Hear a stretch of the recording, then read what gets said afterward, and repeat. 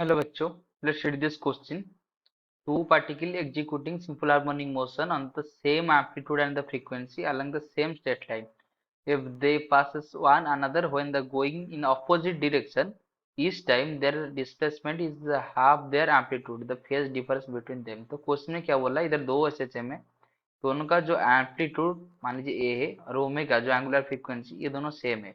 तो एक straight line में मूव कर रहे हैं और ऑपोजिट डायरेक्शन में मूव कर रहे हैं। तो इधर हमको दो बार ध्यान रखना चाहिए कि ये एक स्ट्रेट लाइन में मूव कर रहे हैं और ऑपोजिट डायरेक्शन में मूव कर रहे हैं। तो ये पास किए कब, जब उसका displacement half of their amplitude, जब उन दोनों का एम्पलीट्यूड का हाफ हुआ था तभी उन दोनों ने पास किए। तो फेज डिफरेंस कितना होगा, तो उसके लिए जो की कंसेप्ट है,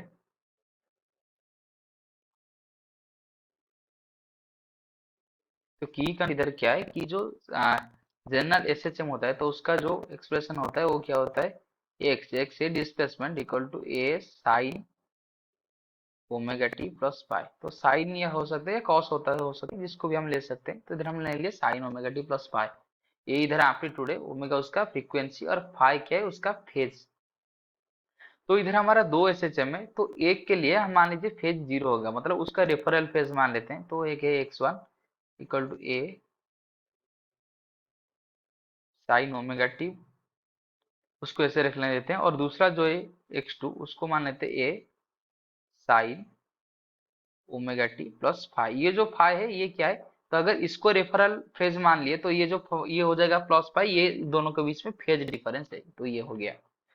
तो ये मीट कब किए, जब उसका एम्पलीट्यूड का हाफ हुआ था। तो पहले का अगर हम ये लिख सकते हैं कि A by two equal to A sine omega T one, या टी वन टाइम में ये मीट की। तो ये cancel, that implies sine omega T one equal to one by two.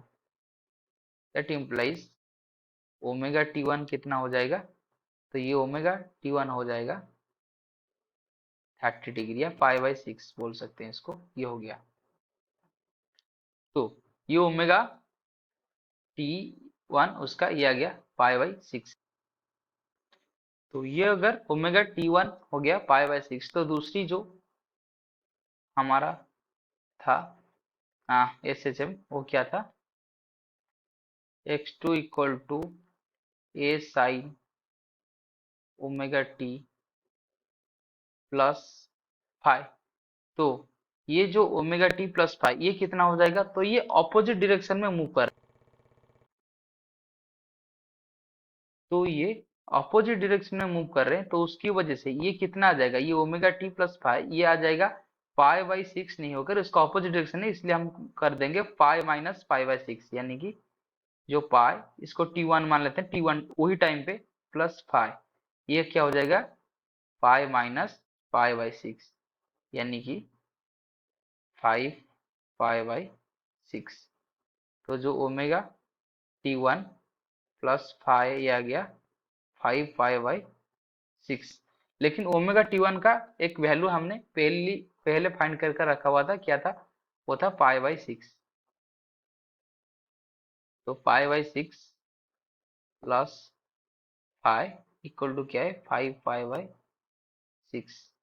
That implies five क्या हो जाएगा, ये हो जाएगा five pi by six minus five by six equal to ये आ जाएगा फोर पाई बाई सिक्स, या हम बोल सकते हैं टू पाई बाई थ्री। तो जो फाइव आ गया वो क्या आ गया टू पाई बाई थ्री। तो अगर ऑप्शन चेक करेंगे तो option D two pi by three is the right answer.